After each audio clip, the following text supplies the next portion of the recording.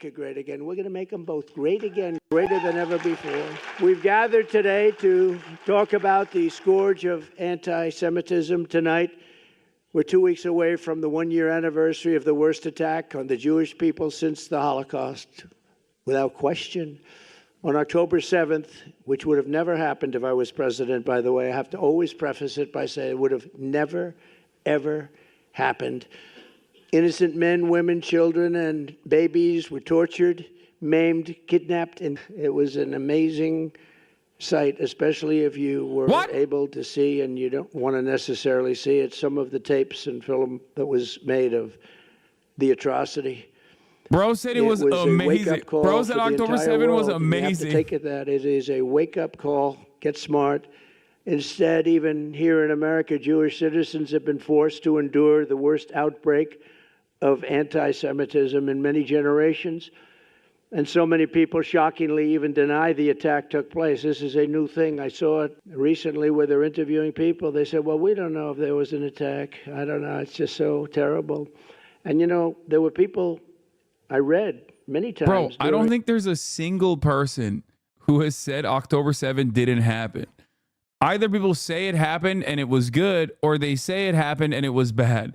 I don't think there's a single person that's like, October 7 never happened. I don't know what you're talking about. It's happening right now. I never thought you'd ever see a thing like this ever happen. It's beyond belief. You know, 15 years ago, Israel was the strongest lobby, if you want to use the word lobby, had the strongest representation of people like this. These are great people, Miriam. People like this. But the strongest there was, if you said something about a Jewish person or something about Israel that was bad, you were out of politics, unless your name was Ted Cruz. He could get through. I think Ted could get through, but maybe not. Maybe even Ted. But it's true. You said something about Israel that was bad. It was like, today, you have What's crazy is like, what he's saying is not even wrong, but because he's pro-Israel, he can just say it. You know what I mean? Don't worry about it, okay?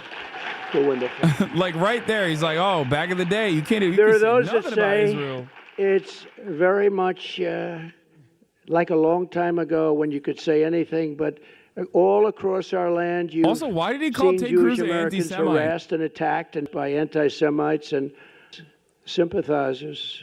I can't believe what we've been witnessing over the last year. Actually, I've watched it in great detail. I've watched it, and I've watched it take place. It's hard to believe. Yet, despite presiding over this explosion of anti-Semitism, Kamala Harris has done absolutely nothing.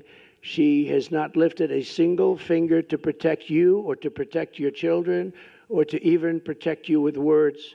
I'm here today to tell the Jewish American community that this ugly tide of anti-Semitic he's gonna get bigotry, he's probably gonna drop in Jewish American support after this, by the way, which makes this so funny. American Jews who care about Israel predominantly have already made up their minds and have been historically Republican Party voters anyway. So I don't think he's gonna win a single damn American Jewish vote beyond that point. It will be a bright new day for the Jewish community in America. No longer will you have to walk the streets in fear. You're walking the streets in fear. Can you believe it? Young college students are afraid to go to college. It's not something that anybody thought they would ever hear or see. No longer will you be threatened on your college campuses. No longer will you be against in college admissions. And no longer will your own government import jihadists from Trump places plus 10 among Jewish voters in New York per Siena poll? No. They want Jew haters from overseas, and they let them come in and resettle in your communities right here at home, and nobody's ever seen anything like it. My promise to Jewish Americans is this: with your vote, I will be your defender, your protector, and I will be the best friend Jewish Americans have ever had in the White House. You know that. He had a guy who wore a Vitesse Rend. Yeah, Jewish voters favor Kamala Harris over Donald Trump, 68 to 25%. But also, he had a guy who literally, not only did he defend Nazis who said Jews will not replace us by calling them very fine people, he literally had a dude who was wearing his father's Hungarian Hitler Division brand. Crazy. You have to do this. You have to do that. You don't know what I had to put up with. She was like the calming influence. I said, Sheldon, I can't do that. It's too much. He said, no. And every time I got something, he'd immediately start with something else, right? He'd get something, always fighting for Israel and the Jewish people. But, I had such great respect for him. Oh yeah, True, he though, also had dinner. He had dinner with Kanye West and Nicholas Celebrate. Fuentes, Oh, no, we have to two admirers of Adolf Hitler. Golan Dog. Heights. How about Golan Heights? They've been trying to get it for 72 years. I got it done in about 15 minutes, okay? So even Sheldon couldn't believe that one, I'll tell you. Even Sheldon couldn't believe that one. He said, we just got Golan Heights. They didn't even ask for it. I actually gave you that one. You didn't ask for it, but I thought it was important. Ground zero for the outbreak of the anti-Jewish hate under Kamala Harris has been our college campuses. At UCLA a few months ago, Marxist thugs dressed up like and created, quote, Jew exclusion zones, blocking Jewish students from entering parts of the campus. Can you imagine that? A week after the October 7th attack on So Israel, how does the media that hates Donald Trump but loves defending Israel cover this? Do they just go, he made some very good points on this, very strong points on the issue of anti-Semitism? Is that what they're going to say? Even thinkable. And the colleges do nothing about it, too. Most of them. At Baruch College, a mob of supporters targeted a group of innocent Jewish freshmen at a welcoming dinner, shouted slurs and mocked them for the Is there any evidence for the Jew exclusion zones? No, there's none. At Princeton, activists displayed the media did cover it as though it was real. Proudly. At Columbia, you watched that along with everybody else. It was terrible. They took control of the school buildings, these magnificent buildings. They beat the hell out of them, by the way. And the campus became so dangerous for Jewish students at the university, rabbi told them, please go home, go home. A Yale professor called October 7th an extraordinary day. It was a great day, he said. A Cornell professor said that these heinous attacks were, quote, exhilarating and energizing to everyone. Kamala Harris said that the radical demonstrators on college campuses were, quote, why is Israel not allowed to defend itself? Honest question. Great question. International law. That's it. You can't be a regional power like that and quote unquote defend yourself legally under international law against a group of people that you are the belligerent occupier of. So it's technically not defense. You can say anything is defense, but it's not defense at all. They're pouring in at levels we've never seen before. And she was the border czar. She now says she wasn't, but she was still in charge of the border. She's the one that did it. And I will tell you, the message that she gave is wrong. It's dangerous and it's unbefitting a candidate for the president of the United States. So think of it. Let's assume 350 million. We're down to 2. I told our great First Lady the other day, well, we're down to 2, and now we're leading in the polls by, I think, a lot. I'm calling on Kamala Harris to officially disavow the support of all sympathizers, anti-Semites, Israel haters on college campuses and everywhere else. The saddest part about this is that Kamala Harris will say that and has said that. Like, she will be like, she'll totally get into, she'll totally cave the right-wing framing on this and be like, Donald Trump is right. I disavow all of the lovers. She's not going to do it. She's going to talk about nothing, talk about the weather. And sadly, and I have to say this, and it hurts me to say it, you're going to still vote for Democrats, and it doesn't make sense. I say all the time that any Jewish person that votes for her, especially now, her or the Democrat Party, should have their head examined. It's true. And, I just find it so hard to believe. And part of it is habit, I guess. And respectfully, with all that I've done, I'll maybe go over it quickly, but Miriam did it better than I could, all the different things with Golan, with all of the things that we did. And really, the one thing we didn't mention is I terminated the Iran nuclear deal. And that is, I think, the biggest of them all. But the problem is we could have had a deal, any deal we wanted. Michael knows that better than anybody.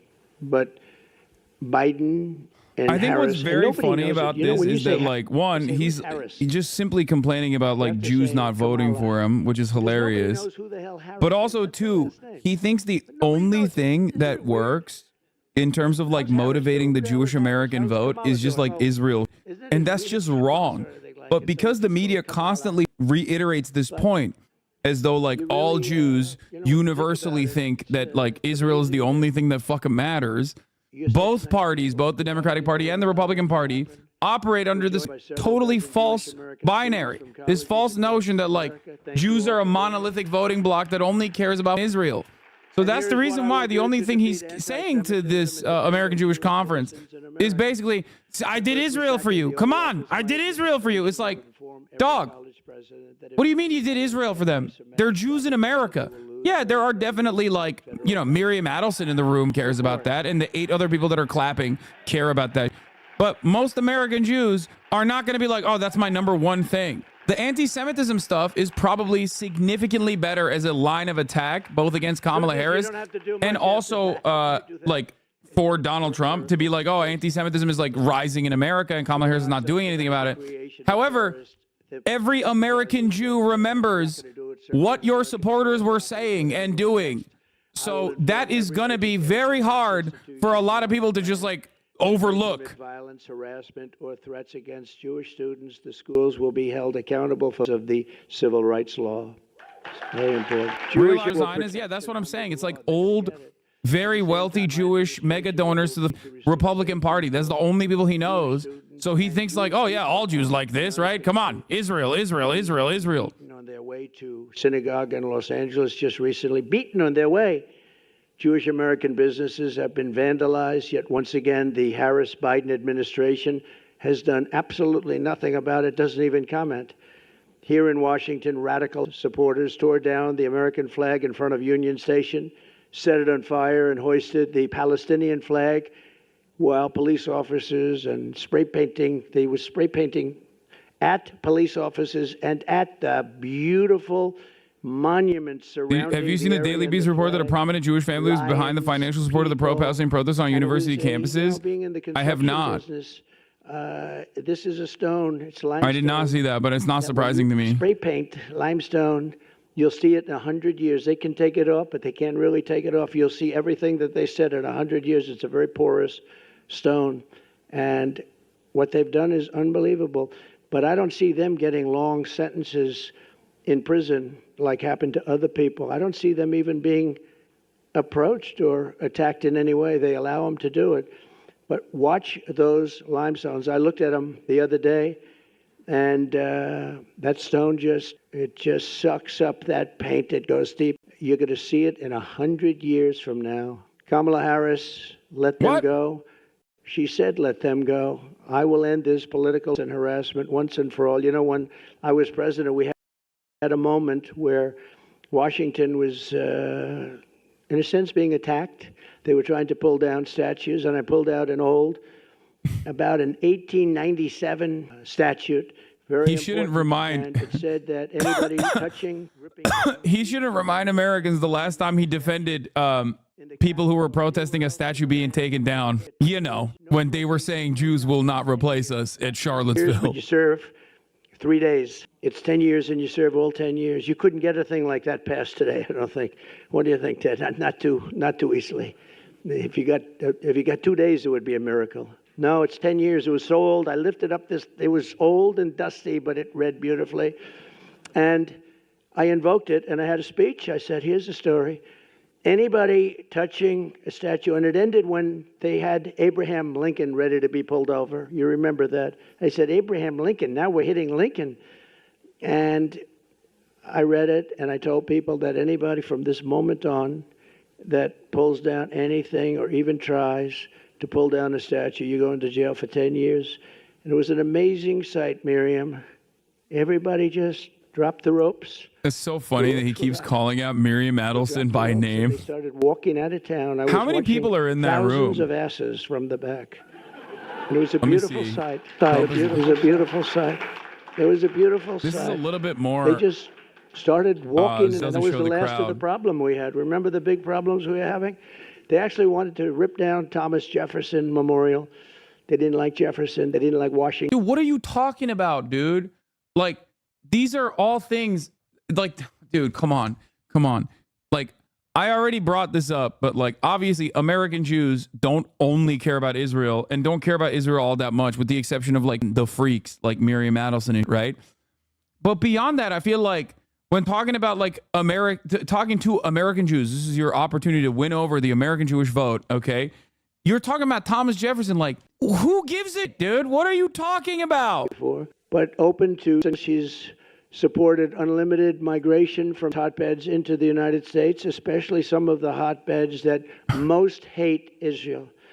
Under Border Czar Harris, armies of foreign sympathizers now march brazenly through our cities. They're literally marching in our cities, and I'm a single issue voter, and my issue is statute preservation. Very vicious parts of the world, and they do not like Jewish people, and they do not like Israel, and they've let that be known, and we are not going to tolerate That's awesome. it. I will not let what happened to Paris, what happened to London. That's amazing. He's saying anti-Semitism is on the rise, also because of migrants. Happen here in America. It's not going to happen. We will deport the foreign jihad sympathizers and supporters from our midst. We will get them out of our country. I will ban this man's brain is so broken, dude. Infested areas like the Strip, and we will seal our border and bring back the travel ban. You remember the famous travel ban? We didn't take people from certain Who do you areas think of has the a, world because I didn't you know, who do you think has a firm opinion on Jewish people, the Haitian migrants that are living in Springfield, Ohio, or the literal neo-Nazi movement that is marching against them? I wonder who out of those two groups openly and actively hates Jews. Like, we're not even talking about Israel. We're just straight up talking about Jews. Okay. I wonder who actually is increasing anti-Semitism in America. The newcomer migrants or the neo-Nazis that want to purge them and also claim Jews are bringing them into the United States of America. We will have a temporary 10% cap on credit card interest rates because they're paying 20 and 25% and they're getting decimated. So it'll be a temporary 10% cap. But look, this is the most important election in the history of the United States, and it's also the most important election in the history of Israel. The United States election is the most important election in the history of Israel, actually, if you think about it. How crazy does that sound? But it's true. With all I have done for Israel, I received only 24%. I love listening to like pro-Israel people yap because they're just so transparent. They're so radically honest. That's the story of my life. They're so radically honest. Think of it. But I understood that because I wasn't really tested. I wasn't a politician, and I won. But I understood that. And then I became president and was the best president ever for the people of Israel and for Jewish people, the best president ever. And wait, Mary Miller is there? I did more for them than any president has, and probably any president can do or will do other than the current. Mary Miller is at the event. It's got to be a different one, We're right? still going to know if we win a few elections, we're still going to be losing unless we win the hearts and minds of our children. This is the battle. Hitler was right on one thing. He said, whoever has the youth has the future. Our children are being propagandized. Bro, what the fuck? He brought the Hitler lady? That's gotta be like a flex, right? Like, he's just like, listen, these are my favorite. Here are some of my favorite anti-Semites. But they would have had Mark Robinson. Every single prize ever devised by man. I did it. Nobody said a thing, and that's okay. I do the right thing. And I was helped a lot by Jared and a lot of other people that really understood what was going on. But I recognized the capital of Israel and opened the embassy in Jerusalem and got it built. Not just had it there. You know, the generals came in. I'm new to the political commentary sphere. Is it bad to have the Hitler lady at the combating anti-Semitism event? It doesn't matter. Do you want to know why it doesn't matter? Because as long as someone is a Zionist, it doesn't matter if they love Hitler, if they openly support Hitler, if they adore Hitler. Okay? I cannot be more honest about this with you. Okay? The American media, because it's no, I know you're making a joke, by the way. Obviously, you're making a joke, but I'm being serious. Okay? I will give you an example. CNN, Van Jones, all these losers constantly talk about anti-Semitism on college campuses in an effort to on a lot of these movements that college students participated in, many of them led and organized by Jewish students, Jewish anti-Zionist students. They just cry about how anti-Semitic those students are for saying Israel is mean and bad and doing, right? Which is true. Van Jones literally stood on the pro-Israel rally stage and spoke alongside like former and current American Republicans, American Democrats, and Pastor John Hagee, who said Hitler was a Jew, and it's good that the Holocaust happened because that way Israel was formed. Okay? Like, these guys do not give a about anti-Semitism. I cannot stress this enough. As a matter of fact, they literally also participate in anti-Semitism when they routinely state that all American Jews and all Jews around the world only care about Israel. There's nothing else, just Israel, nothing else. You cannot shake them from this position, and that everything that Israel does is done at the behest of the global Jewish population. That is inherently anti-Semitic. That's literally what Nazis say. Okay? But when someone is pro-Israel and saying that, it doesn't fucking matter if they're a Nazi or not. You would still be talking about your $2 billion building, Ted. That building would be under talk for about 5 more years, and then they'd spend $5 billion and it would look like hell. This building is better. You'll never do better. Someday they'll rip it down and do some monster. But I was very proud we got it built. And most importantly of all, in my opinion, because I asked, what's the best? Golan Heights, is it? Is it Jerusalem, the capital, moving the embassy and all of that? What is the best? What's the best? Is it the Abraham Accords? And some friends of mine that are very smart, no, not even close. The best thing you ever did for Israel is you terminated the Iran nuclear deal, which was the worst deal ever made for Israel or for any country. That was the best. That's true. That was more important. Remember, that was more important than any of the other things, of the many other things that we did. The problem is that Harris, Kamala, and Biden did absolutely nothing with it. It's kind of crazy when you think about it, but like, he has more. Hasan, your Muslim opinion never matters. Aw, that's nice, man. That's funny to say to a political commentator on the left with 33,000 live viewers right now, but, you know, yeah, dude, as a Muslim, you're right. My opinion doesn't matter. Does it make you sad? Does it make you sad that so many people are watching? Oh. Afghanistan in such a way, not the leaving, because we would have left before them, but we were leaving. Anyway, as I was saying, I think it was the lowest day, the most embarrassing day in the history of our country. What's the deal with Iran nuclear deal? Iran denuclearization agreement, which was probably one of the most pivotal foreign policy accomplishments of the Obama administration, was a step towards normalizing American relations with Iran. And obviously Israel hated that and did not want that to happen. It's one of the major reasons, beyond the fact that Obama is also a black Kenyan Muslim man, that caused a lot of people to hate Obama and call him a Jew hater. It's Israel, because you can make a big difference in the vote. Now, you're going to be a big factor in the vote. I will say places like Miami and different places were great. I went from Wait, hold on. Let's just hear this, and I'll get back to it. And based on what I did, and based on my love of the same love that you have, I should be at 100. I should be at 100. Oh, that's the thing. He's talking about Jewish people again. Jewish. But let me give you the bad news. A poll. I just told you how good the polls are, but we need every vote we can get. The current polling has me with Jewish citizens, Jewish people that's supposed to love Israel. After having done all of that, having been the best president. He literally is like, I've done it so much. I've done so much for you. Come on, Jews. Why won't you vote for me? I'm doing the thing you want. You got 60% voting for somebody that hates Israel. And I say it's going to happen. It's only because of the Democrat hold or curse on you. You can't let this happen. 40% is not acceptable because we have an election to win. So after all of this, I went from 29 to 40%. And people that are smart said to me, friend of mine, Jewish, friend of mine loves Israel, loves everything about your religion and about your country, your place. He said, I can't believe it's happening. It's sad. And he started to cry, actually. He started to cry with all of this. And he's a tough cookie. I don't think he cried since he was a little tiny baby. Maybe then I don't think he cried. I don't think he cried then, Miriam. But I will put it to you very simply and gently. I really haven't been treated right, but you haven't been treated right because you're putting yourself in great danger, and the United States hasn't been treated right. So Yeah.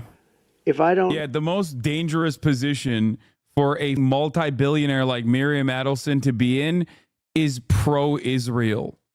What planet are we living on, dude? The bad things happened and some good things. Yeah, dude. Yeah.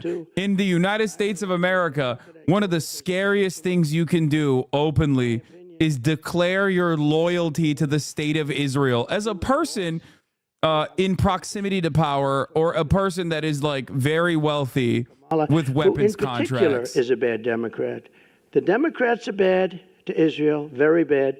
They'll never change because they have a section of their party now which has become amazingly and quickly very powerful vote-wise.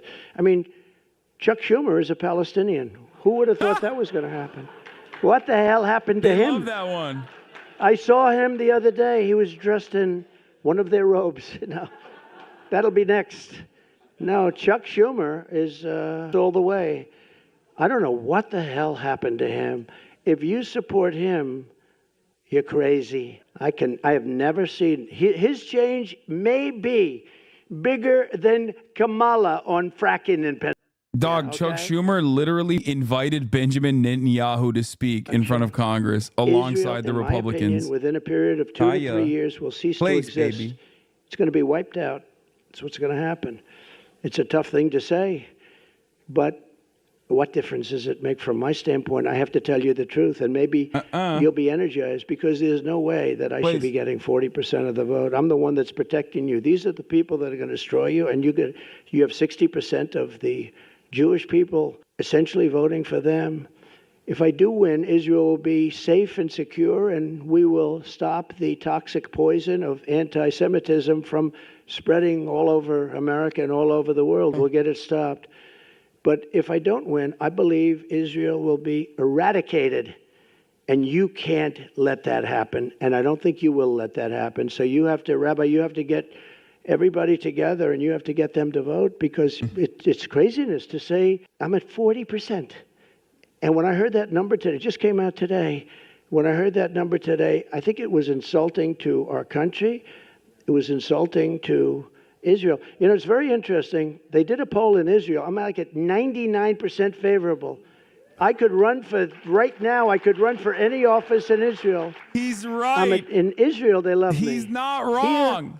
Here, not so much. But they do love me in Israel. Miriam, I'm at 99%. Everybody loves me. I could run for prime minister. Would you like me as your prime minister? But I have to learn your language. That's a tough language to learn. I have to learn it in about 3 months. I have to learn it very quickly. But no, I'm most popular person in Israel. But here it doesn't translate. It's a strange thing. So we have to save Israel. Look, you're here for a reason. We have to save Israel. This is no longer games. This is bad for his Nazi base. Man, his Nazi base don't give a... They're doing harm reduction. They're like, yeah, sure. Israel's a lot of Muslims, so that's cool. Israel will be wiped off the face of the earth if I don't win. And that's a big statement. That's a horrible statement to make. And it's just the way I feel. And a lot of people in this room agree with me. Because look at what's happened in the last 2 years. I have never seen anything like it, where something has gone so down so fast, where even Jews are protesting in these groups. They're Jewish people. People wearing yarmulkes are in these groups that are protesting with 100,000 people. So they have to change their way, because with your vote, you can reject anti-Semitism in our schools, in our communities, in our foreign policy, and in our immigration system. But all of that starts by rejecting Kamala Harris at the ballot box. She is anti-Israel, and she is anti-Jewish, and you got to get smart to it. And with that, I have great love and great respect for so many of the people in the room. I have so many friends in this room. I fought so hard for you. But it's time that you fight the real fight. And the real fight is to save Israel. Thank you very much. Thank you very much. That's the real fight. That's the only fight that matters. So the point I wanted to make, that's there she is, Miriam Adelson. So one thing that is actually pretty interesting is that Trump did actually do a lot for Israel obviously didn't do for American Jews. And actually the stuff that he did for American Jews was just objectively awful, as is the case for every other subsect of American society. But specifically in terms of like rising anti-Semitism in the country, he played a big role in that. Obviously, the synagogue shooting happened under his watch. One of his supporters who outflanked him later down the line turned around and shut up a synagogue while channeling his arguments, saying that Jews are doing unrestricted immigration and Jews are responsible for like the caravans. But beyond that, one thing that is actually really interesting is he has done a lot of things for Israel specifically. Trump is oftentimes policy free. He doesn't have a lot to point to in terms of like his policy accomplishments. He also doesn't really have any interest in talking about policy in general. But one thing I have noticed as a massive Trump stan who, watches all of his speeches is that this conversation that he had actually had a lot of policy. Problem is that policy wasn't for American people. It wasn't for American Jews. It was just simply for Israel, the Abraham Accords, casting aside the Iran denuclearization agreement, okay, adding additional sanctions to Iran. The fact that he moved the American embassy to Jerusalem, recognizing Jerusalem as like the Israeli capital, giving Israel Golan Heights. All of these things are actually like direct policy accomplishments, but for Israel. And what's really interesting about that is like you never actually see him talk about policy this directly, with the exception of when he's talking about how pro-Israel he is. Something to consider. Anyway, now Mamala is live with Oprah. She's going live right now with Oprah.